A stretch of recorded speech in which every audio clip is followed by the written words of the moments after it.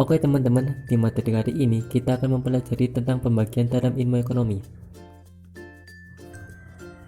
Sebelum itu kita harus tahu dulu nih apa itu ilmu ekonomi.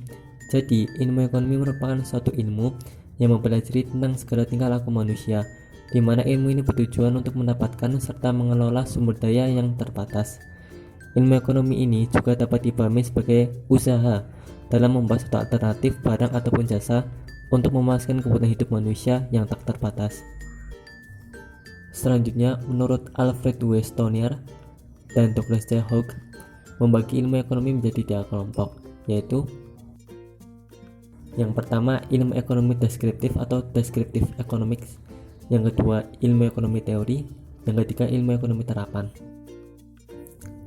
Pembagian ilmu ekonomi yang pertama yaitu ilmu ekonomi deskriptif atau descriptive economics, merupakan analisis ekonomi yang menggambarkan kondisi sebenarnya berdasarkan kondisi fakta dalam perekonomian.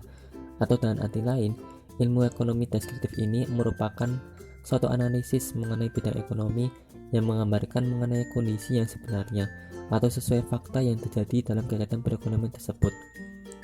Contoh dari ilmu ekonomi deskriptif ini yaitu kondisi krisis moneter di Indonesia yang terjadi pada tahun 1998.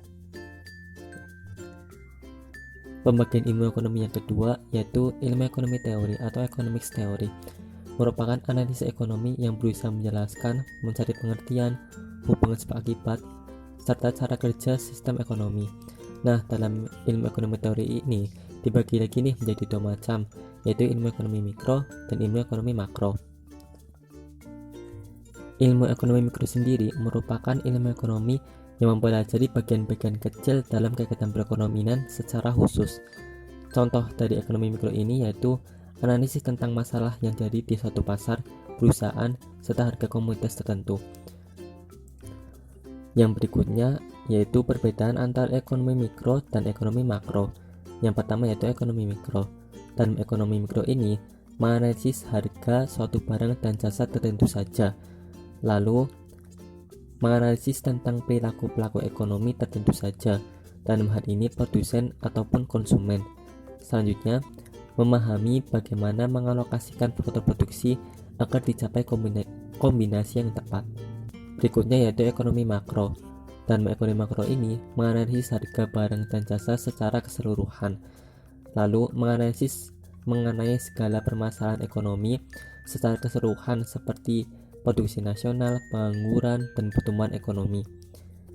Berikutnya, menganalisis pengaruh kegiatan ekonomi tertentu terhadap kinerja perekonomian secara nasional. Pembagian ilmu ekonomi yang ketiga yaitu ilmu ekonomi terapan atau applied economics. Ilmu ekonomi terapan merupakan penggunaan ilmu ekonomi pada masalah-masalah ekonomi tertentu untuk merumuskan kebijakan yang tepat serta mengatasi masalah ekonomi. Jadi, ekonomi terapan ini merupakan analisis ekonomi teori untuk merumuskan kebijakan-kebijakan dan pedoman yang tepat untuk mengatasi masalah ekonomi tertentu. Ilmu ekonomi terapan ini lebih bersifat praktis dengan menerapkan pengertian ekonomi pada bidang-bidang atau masalah-masalah tertentu. Contohnya yaitu ekonomi di perusahaan, ekonomi moneter, ekonomi perbankan, dan sebagainya. Baik teman-teman, mungkin itu saja materi kali ini. Sampai jumpa di materi berikutnya.